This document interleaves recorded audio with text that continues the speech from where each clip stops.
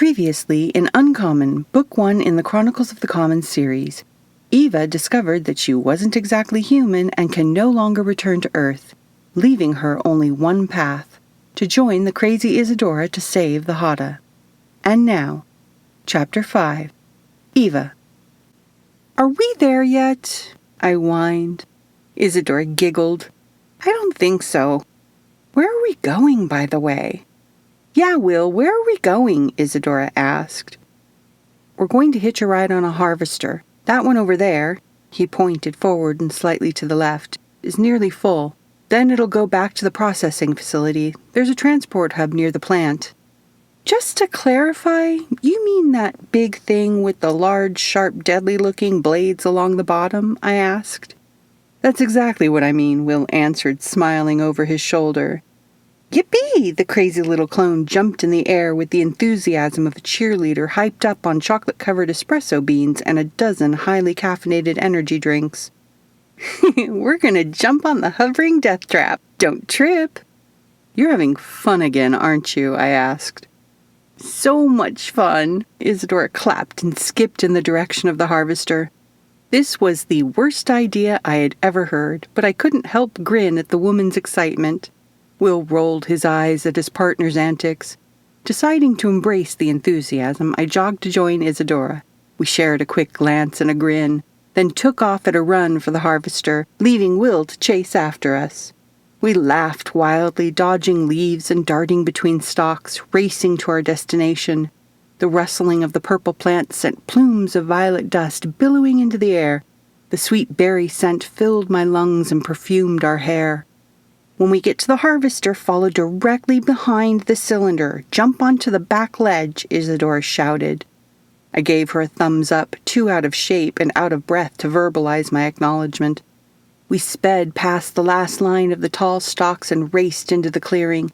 Isadora led the way to the center of the path and added a burst of speed. She leapt from the ground to land on the narrow ledge. Quickly turning around, she grabbed a short railing and extended her arm out for me. "Jump," she insisted. Without thinking twice, I added a little burst of energy to my last step and launched myself into the air. My foot landed on the ledge, but my body continued forward, smashing into the wall of the silo.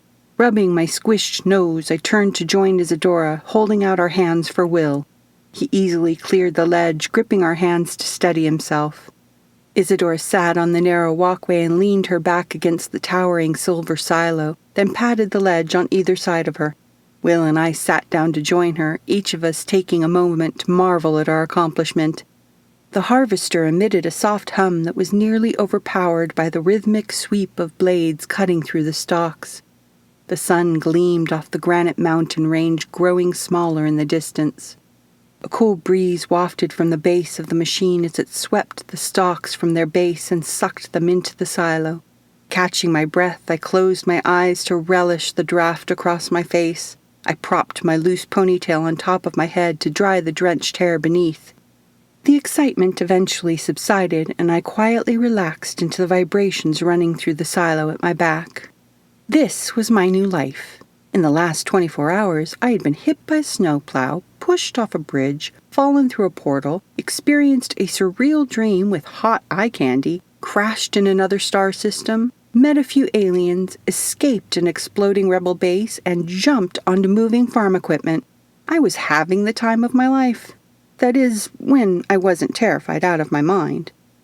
Opening my eyes, I turned to check on the unusually quiet woman at my side. Isadora beamed with a broad grin.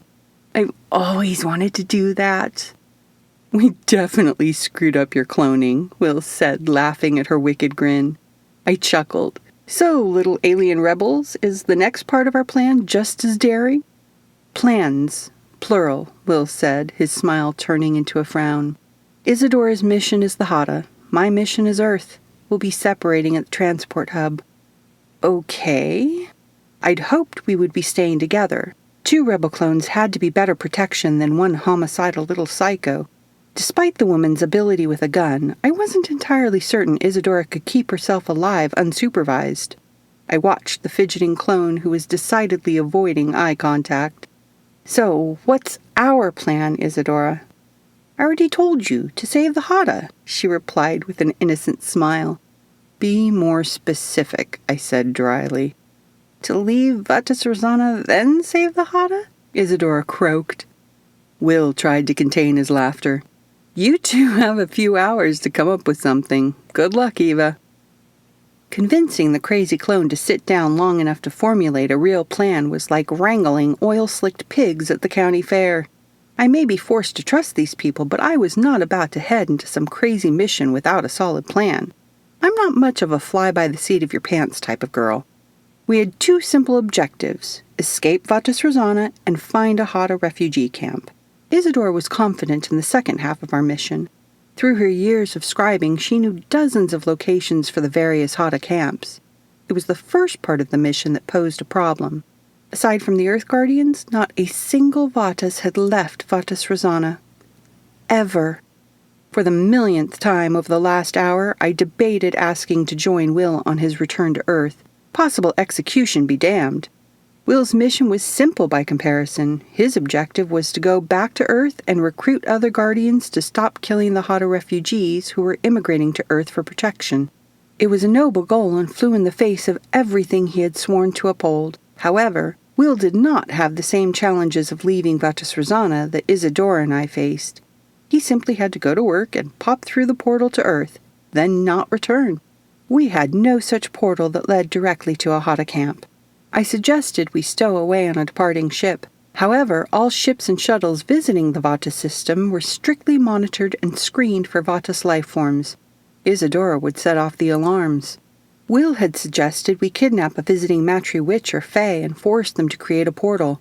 Unfortunately, finding one who was capable of creating a portal was both too risky and about as likely as finding a grain of salt on a beach. Apparently, a large receiving room filled with portals to each of the systems existed on the planet of scribes. However, both Isadora and Will eliminated that option immediately. The portals were only for a handful of visiting species seeking counsel with the Vatis, and no Vatis were allowed to enter the chamber except for a few select guards who were still in their original gray alien form. We were running out of ideas. "Let's just steal a ship and take our chances," I said. "Do you know how to pilot a spaceship?" Will asked, a wide grin splitting his amiable face. "Where are you from, by the way?" "No, I can't pilot a spaceship, smartass. Originally Los Angeles. I moved to Buffalo a few years ago. How many rebels are in your little group?" I asked. "Ah, that explains the snowplow," he nodded. During our long walk through the fields, I had given them an update on my untimely departure from Earth. In return, they had informed me that not only was it no longer Valentine's Day, but I had lost 5 whole days while stuck inside that bizarre white holding room. That little fact had baffled all of us. Isadora in particular was quite interested in the white room and my cellmate. She didn't comment, but the look in her eyes told me the little clone was holding something back, and it irritated me to no end. While the delay inside the portal explained Isadora's impatience, the missing time was extremely discomforting. My time in the White Room apparently didn't run to standard Earth time. That I could accept, but there was no way I was stuck in there for 5 whole days. The fact that neither Isadora nor Will could explain the experience didn't help matters. As I did with most things that made me uncomfortable, I swept the issue beneath my imaginary rug of denial. I firmly believed coping mechanisms were one of the true marvels of the mind. "Including the 2 of us, there are 14 rebels among our group," Will added. "We can go to Atlanta," Isadora interrupted with a whisper. She had been quiet for the last several minutes, a sign of caution to be sure. "No, absolutely not. You are not going to Atlanta, Isadora. I forbid it." Will jumped to his feet and stomped his foot. "Okay, Dad, you forbid it? Why? What's wrong with this Atlantis place? And did you just stomp your foot?" I failed to hold in a laugh. "You know it's our only option," Isadora implored. "No, you're not going. And it's Atlanta, Eva, not the lost city of Atlantis, although some say that's where the legend comes from. And it's a space station located in the middle of the Common." "What's the Common again?" I interrupted. "The Common is the name for this sector of space which includes the 12 systems," Isadora absently explained. Right, I mumbled, rubbing my temples in the hope it would settle the abundance of new knowledge into order. Will, find me another way off Vatus Rosanna, and I'll forget Atlana, Isadora huffed. Will turned his back to us to stare at the fields passing by. What's wrong with the space station? I threw my hands up in frustration. Oh my goodness, I feel like a 2-year-old pestering my parents to explain why the sky is blue.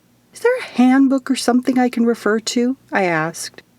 Will turned back with a smile and leaned against the machine's railing. No handbook. You'll get the hang of it, he chuckled, releasing some of his previous tension. The space station of Atlanta was designed as a neutral hub for the common. Every system, including Vatus Rosanna, has one portal leading to a private terminal within the space station. However, our portal has never been used. Through the years, Atlanta has become a crowded refuge for merchants and criminals of all species. Since the Vatus terminal was abandoned, the neighboring Naraki gangs took it over. If you go through that portal, you will be walking into a den of demons. Yep, I agreed, nodding enthusiastically. I'm not really in the mood to feed some demons today. I vote we listen to Will. I've scribed to Atlanta millions of times. I've even scribed the resident Naraki. I know my way around, Isadora explained. There is a big difference between scribing there and being there, Will protested. I know, but I also believe we can do this. Once we get out of the Vatus terminal, we will head straight to Club Geminis. It's the fastest way to the Hada, and it's the only way out of this system, she insisted. Demons. Isadora wanted to go visit a pack of demons. A pack of demons inside a space station. When had my life become so complicated? Oh, that's right, when I fell through a damned portal. I'd rather you find another way, but if you're determined to take this course, I don't want to be a part of it. I'm going to get some rest. Will grabbed his bag and moved to the other side of the harvester without a backward glance. Isadora made a small shrug of her shoulders and reclined on her bag. For a long while we sat in silence, listening to the mesmerizing sweep of the harvester. I stretched my aching legs and wiggled my toes. The hum and vibrations of the silo were liquefying the tension from my muscles. Just when I was beginning to relax into the massage, a loud sawing noise cut through the moment of peace. Limbs splayed in every direction and head tossed back on a snore, Isadora had fallen into a deep sleep. My backside was beginning to numb.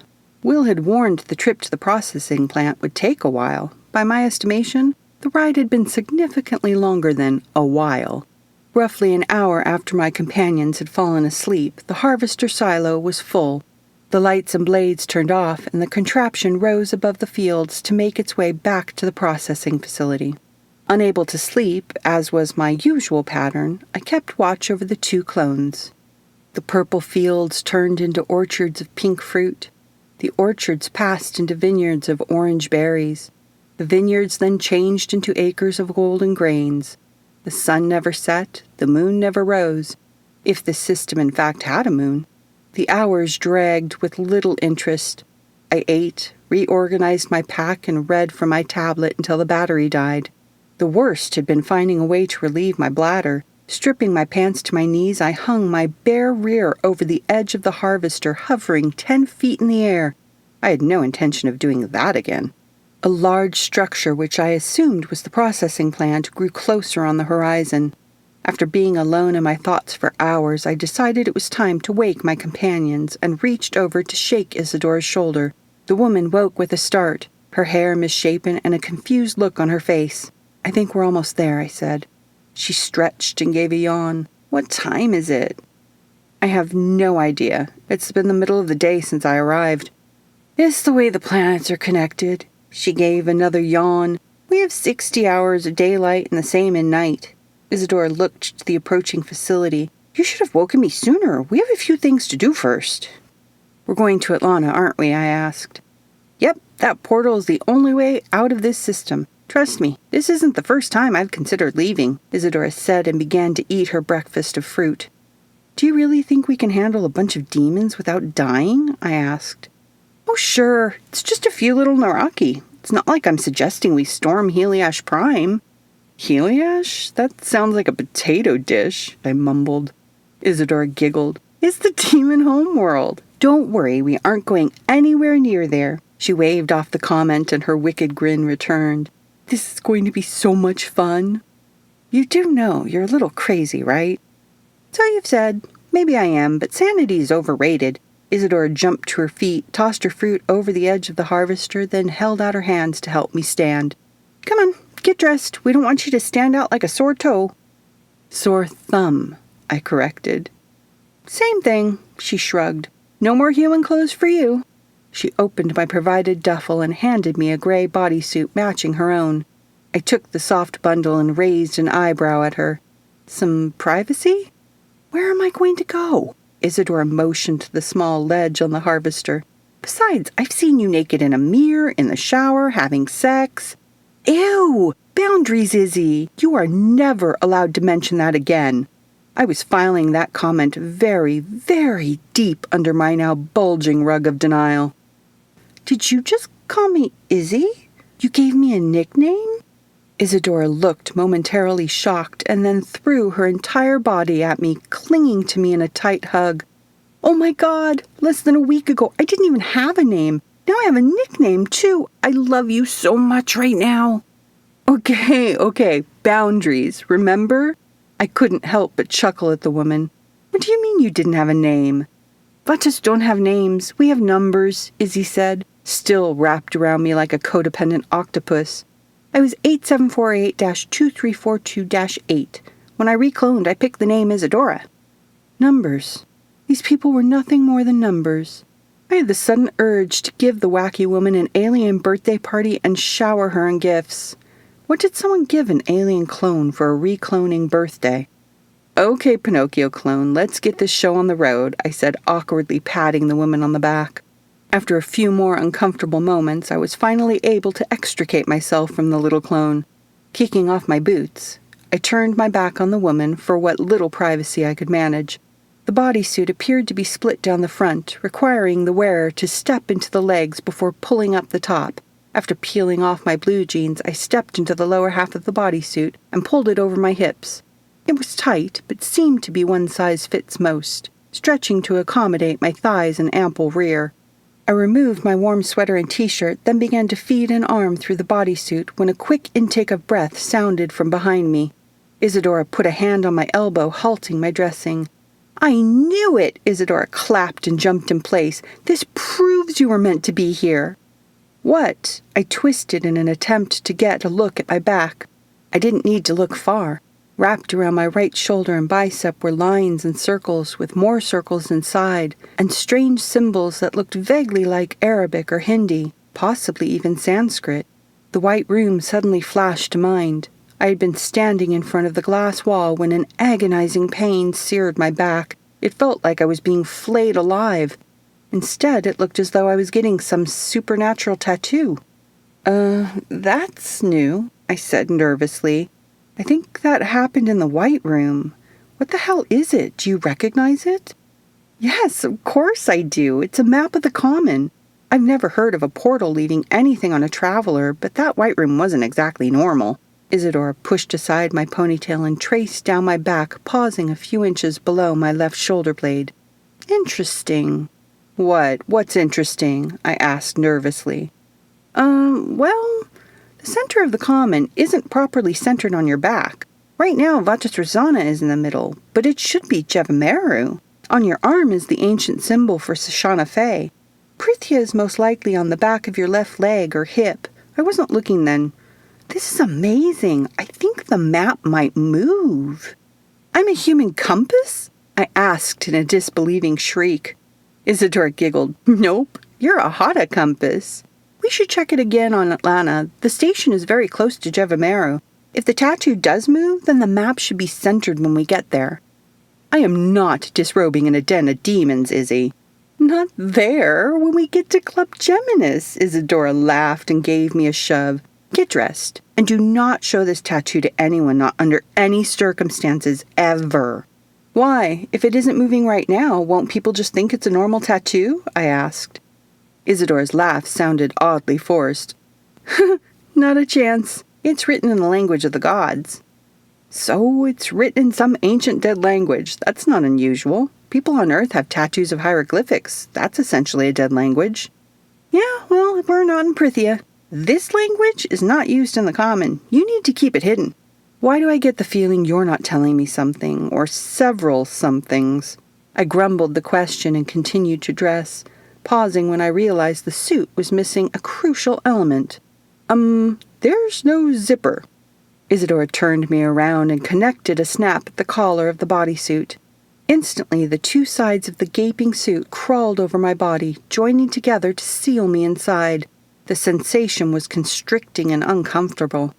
It'll adjust your movement the longer you wear it, Isadora assured. Sit. We sat on the ledge, and she pulled my foot into her lap, then shoved a large black shoe over my foot. The boot stopped just above my ankle where Isadora connected a snap, shrinking the shoe to fit my size snugly, then repeated the process with my other foot.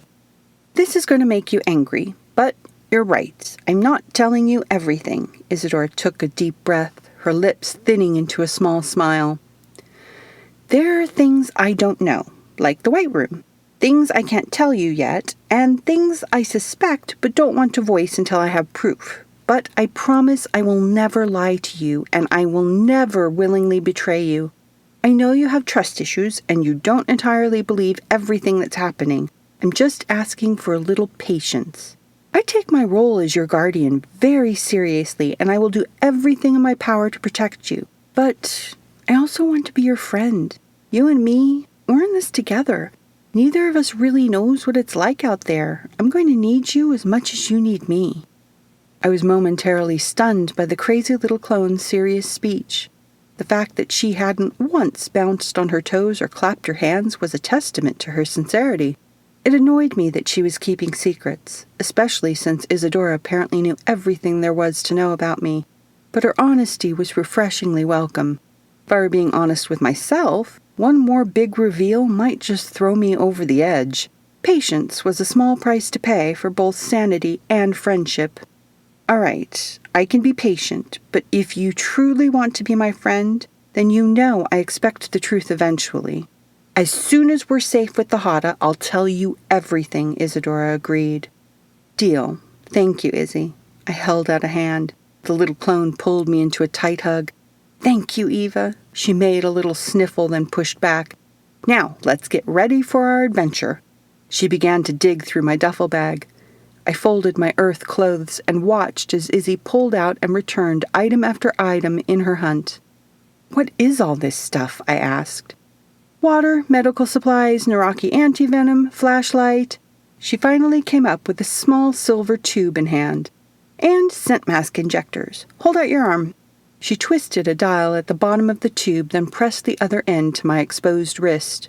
Isadora twisted the dial to a new setting and repeated the process on herself, then tossed it back into the bag. What does that do? I asked.